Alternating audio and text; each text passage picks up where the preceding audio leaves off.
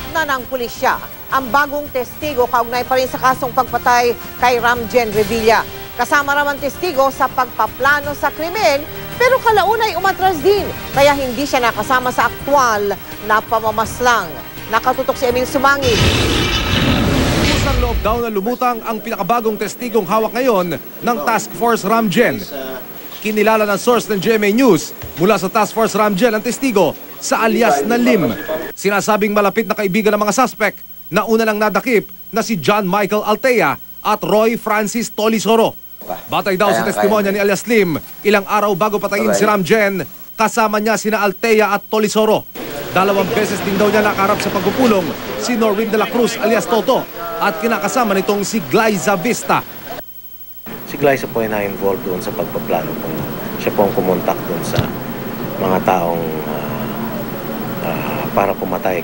Sa 2 beses na pagpupulong daw na ginanap malapit sa bahay ni Altea, sa lugar na kung tawaging Tramo, nasako pa rin ng Parañaque, ikinasa ang plano at pinlansya ang magiging bayaran kapalit umano ng pagpatay kay Ramjen. Pero ayon sa source, kinalaunan, nag-back out umano si alias Lim sa plano. Dahil na konsensya, nitong weekend nagbigay daw ng pahayag sa Parañaque Police si alias Lim. Kinumpirma naman ni Parañaque Police Chief Senior Superintendent Billy Beltran sa GMA News ang impormasyong nakikipag-ugnayan na sa kanila si Glyza at nagsabing ito'y susuko na. We hope po na mas maganda is lumutang na agad sila at mapasa ilalim na sa jurisdiction ng courts kaagad. Pero kailangan pa nilang verifikahin kung tunay nga na si Glyza ang nagpapadala ng mga surrender filler.